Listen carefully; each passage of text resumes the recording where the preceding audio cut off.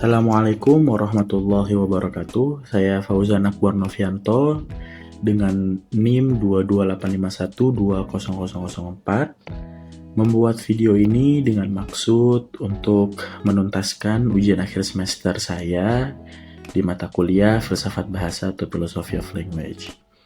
Baik, saya akan menerangkan pada video kali ini tentang apa itu pengertian daripada filsafat bahasa dan apa ruang lingkupnya.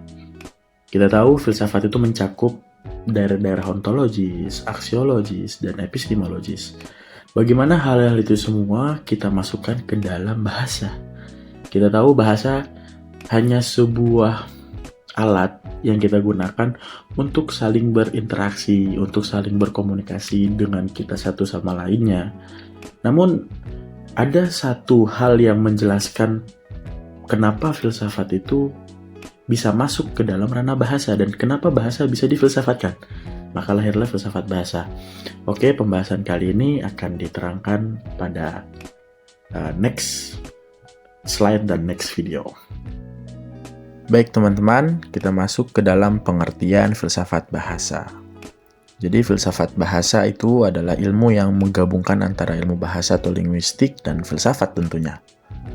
Nah, filsafat bahasa juga adalah cabang filsafat yang mempelajari hakikat, asal-usul, dan penggunaan bahasa. Filsafat ini berfokus pada berbagai aspek bahasa, termasuk makna-makna kata, kalimat, dan teks, serta hubungan antar bahasa, pemikirannya, dan kenyataan. Tujuan utama filsafat bahasa adalah untuk memahami bagaimana bahasa mempengaruhi cara kita berpikir dan berinteraksi dengan dunia. Dan juga filsafat bahasa merupakan ilmu yang mendalami kodrat dan kedudukan bahasa sebagai aktivitas manusia, juga dasar-dasar konseptual dan teoritis ilmu bahasa tersebut. Selain itu, filsafat bahasa juga dapat didefinisikan sebagai usaha para filsuf dalam memahami keilmuan yang memiliki sifat konseptual melalui pemahaman terhadap bahasa.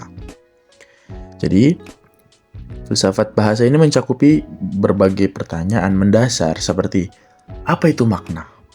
Bagaimana kata-kata merujuk pada objek di dunia? Bagaimana bahasa memungkinkan kita untuk mengekspresikan pemikiran dan perasaan kita? Apa hubungan antara bahasa dan kenyataan? Dan bagaimana bahasa dapat digunakan untuk mempengaruhi atau mengubah realitas sosial? Nah, itu hal-hal yang dikaji di dalam filsafat bahasa. Lalu ada metode di dalam filsafat bahasa. Setidaknya itu ada 5 metode yang dapat digunakan dalam mempelajari filsafat bahasa. Yang pertama, ada metode historis, atau disebut juga sebagai metode sejarah. Metode ini melakukan pengkajian filsafat yang berdasarkan pada prinsip-prinsip metode historiografi, yang meliputi 4 tahapan. Ada heroistik, kritik, interpretasi, dan historiografi. Heuristik yaitu penentuan sumber kajian. Interpretasi artinya melakukan interpretasi terhadap isi sumber kajian atau pemikiran seorang ahli filsafat mengenai pemikirannya di setiap bahasa. Sedangkan historiografi adalah tahapan penulisan dalam bentuk rangkaian cerita sejarah. Nah, dalam konteks ini, itu adalah cerita sejarah filsafat bahasa. Lalu ada metode sistematis. Metode sistematis adalah metode pembahasan filsafat yang didasarkan pada pendekatan material atau isi pemikiran. Melalui metode ini, seseorang bisa mempelajari filsafat bahasa mulai dari aspek ontologi filsafat bahasa, kemudian dilanjutkan pada aspek epistemologi, dan akhirnya sampai pada pembahasan mengenai aspek aksiologi filsafat bahasa. Selain itu, melalui metode sistematis ini, seorang juga bisa mempelajari filsafat bahasa mulai dari salah satu aliran tertentu, dan selanjutnya mempelajari aliran lainnya. Misalnya, mempelajari aliran bahasa analitik, kemudian mempelajari aliran lainnya, seperti positivisme, logis, strukturalisme, poststrukturalisme, dan postmodernisme. Lalu ada metode kritis. Metode kritis ini digunakan oleh mereka yang mempelajari filsafat tingkat intensif. Biasanya digunakan oleh mahasiswa tingkat pasca sarjana. Bagi yang menggunakan metode ini, haruslah sudah memiliki pengetahuan filsafat. Mengkritik boleh, Jadi dengan menentang suatu pemikiran atau bisa juga mendukung suatu pemikiran. Metode semacam ini telah dilakukan oleh George Moore ketika mengkritisi filsafat Hegelianisme atau neo-idealisme di Inggris dengan cara mengkritisi pendapat-pendapat yang dikemukakan oleh para filsuf Hegelianisme. Selanjutnya diteruskan oleh para peletak dasar aliran analisa bahasa seperti Bertrand Russell dan Wittgenstein. Lalu yang keempat ada metode analisis. Abstrak, yaitu dengan cara melakukan kegiatan urai setiap fenomena kebahasan dengan cara memilah-milah. Selanjutnya, dilakukan dengan generalisir secara abstrak sesuai dengan kaidah berpikir logis.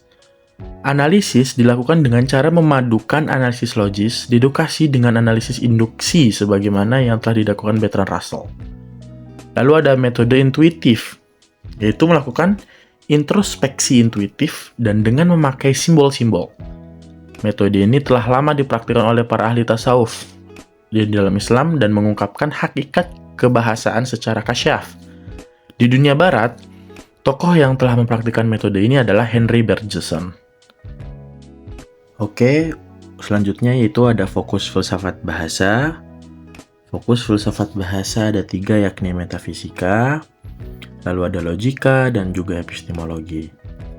Metafisika ialah bagian filsafat yang berusaha memetaformulasikan fakta yang paling umum dan paling luas, termasuk penyebutan kategori-kategori yang paling pokok atas pengelompokan hal dan benda dan gambaran saling hubungan mereka. Metafisik berupaya untuk memformulasikan segala sesuatu yang bersifat fundamental dan mendasar dari segala sesuatu, dan hal ini dilakukan oleh para filsuf dengan membuat eksplisit hakikat segala sesuatu tersebut. Nah, karena metafisika pada dasarnya adalah cabang filsafat yang membahas secara sistematis dan reflektif dalam mencari hakikat segala sesuatu yang ada, jadi para filsuf seperti Plato hingga Aristoteles mencoba memahami bahasa. Misalnya, dalam bukunya Republik Plato, itu berkata, manakah sejumlah orang menyebut kata yang sama? Kita berasumsi bahwa mereka itu juga memikirkan ide yang sama. Jadi kalau orang-orang menggunakan kata yang sama seperti rumah dan pohon, maka Plato beranggapan bahwa di dalam masyarakat memang ada kesatuan ide seperti rumah dan pohon itu. Lalu ada logika. Logika ialah studi tentang inference atau kesimpulan-kesimpulan. Logika berusaha menciptakan suatu kriteria guna memisahkan inferensi yang sahih dari yang tidak sahih. Karena penalaran itu terjadi dengan bahasa, maka analisis inferensi itu tergantung kepada analisis statement-statement yang berbentuk premis dan konklusi. Studi tentang logika membukakan kenyataan bahwa sahih dan tidaknya informasi itu tergantung kepada wujud statement yang mengandung premis dan konklusi. Adapun yang dimaksud dengan wujud ialah jenis istilah yang terkandung di dalam statement dan juga cara bagaimana istilah itu disusun menjadi statement. Lalu ada epistemologi. Epistemologi adalah cabang filsafat yang membahas tentang pengetahuan manusia meliputi sumber-sumber, watak, dan kebenaran pengetahuan manusia. Hubungannya dengan bahasa adalah bahasa digunakan dalam mengungkapkan pengetahuan manusia dengan formulasi bahasa yang dipakai, yaitu pengetahuan a priori dan a posteriori, serta masalah kebenaran pengetahuan manusia. Epistemologi juga disebut sebagai teori ilmu pengetahuan yang menaruh perhatian kepada bahasa dalam beberapa aspek, terutama dalam masalah pengetahuan prioritas, yakni pengetahuan yang dianggap sudah diketahui tanpa didasarkan pada pengalaman yang sudah dialami secara nyata. Lalu yang terakhir, ada ruang lingkup filsafat bahasa. Karena filsafat bahasa bahasannya mengenai filsafat, sudah pasti akan mencakup ontologi, epistemologi, dan aksiologi. Namun, filsafat bahasa ini baru berkembang pada awal abad ke-20 ketika para filsuf mulai sadar bahwa terdapat banyak masalah-masalah dan konsep-konsep filsafat baru yang dapat dijelaskan melalui analisis bahasa. Berbeda dengan cabang-cabang filsafat lainnya, filsafat bahasa termasuk bidang yang kompleks dan sulit ditentukan ruang lingkup pengertiannya. Namun demikian, bukanlah berarti filsafat bahasa itu merupakan bidang filsafat yang tidak jelas objek pembahasannya. melainkan para filsuf bahasa memiliki aksentuasi yang beraneka ragam, sehingga penekanannya juga beraneka ragam juga. Walaupun bidang filsafat bahasa baru dikenal dan dikembangkan pada abad ke-20. Lalu filsafat bahasa dalam perkembangannya tidak mempunyai prinsip-prinsip yang jelas dan didefinisikan dengan baik.